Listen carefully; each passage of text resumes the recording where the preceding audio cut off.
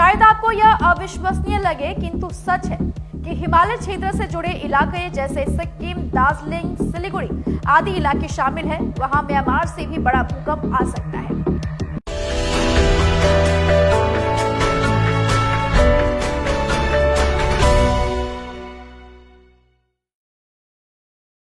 ऐसे ही विनाशकारी और प्रलयकारी भूकंप में सब कुछ तबाह हो सकता है। जिस तरह से नेपाल में भूकंप आया था, कुछ और दिन पहले जाए तो सिलीगुड़ी और उत्तर बंगाल में भूकंप आया था, उससे भी ज्यादा भयानक भूकंप का यहाँ खतरा मंडरा रहा है।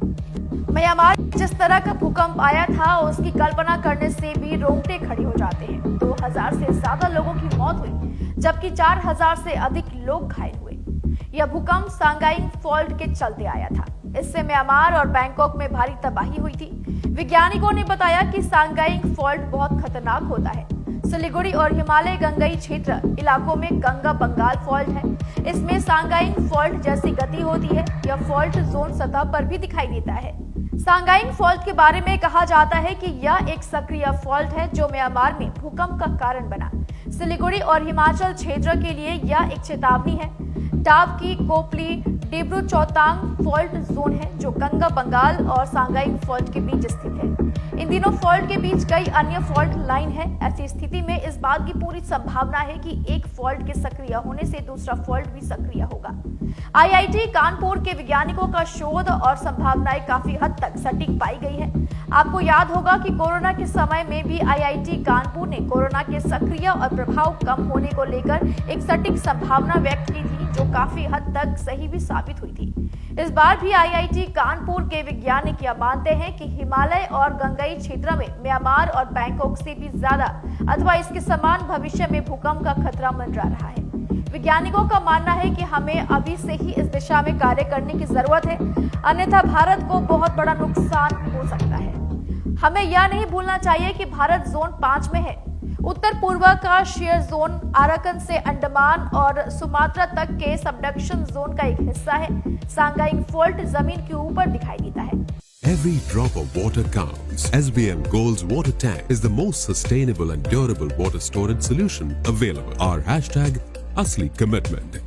जापान और यूरोप के विशेषज्ञों ने इस पर अध्ययन भी किया है। अनेक अध्ययनों से पता चलता है कि इस तरह का भूकंप 150 और 200 वर्षों में एक बार जरूर अपनी पुनरावृत्ति करता है। भूकंप की तीव्रता 8 तक भी हो सकती है।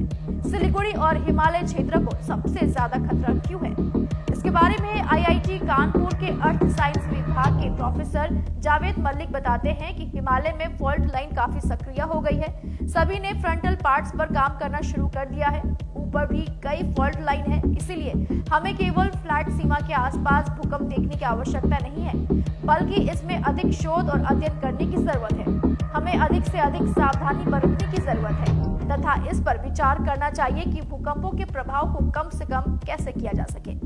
उन्होंने बताया कि इस क्षेत्र में ऊर्जा लगातार जमा हो रही है। इस बात से भी इनकार नहीं किया जा सकता कि एक भूकंप दूसरे भूकंप को ट्रिगर कर सकता है।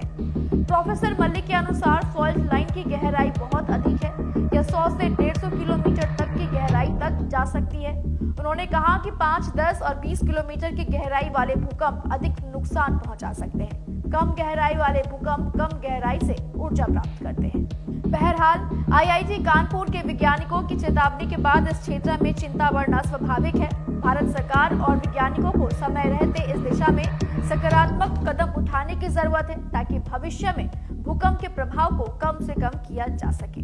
आपकी जानकारी के लिए बता दें, इस खबर को हमारे प्रतिनिधि सुरेंद्र श्रीवास्तव द्वारा लिखी गई है।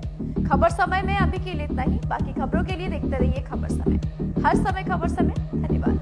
নাগাল্যান্ড স্টেট দিয়ে 200 গোল্ড মান্থলি লটারি, প্রথম পুরস্কার 1,50,00,000 গ্যারান্টেড। টিকিটের মূল্য 200 টাকা। প্রথম পুরস্কার শুধু বিক্রি হওয়া টিকিট থেকেই।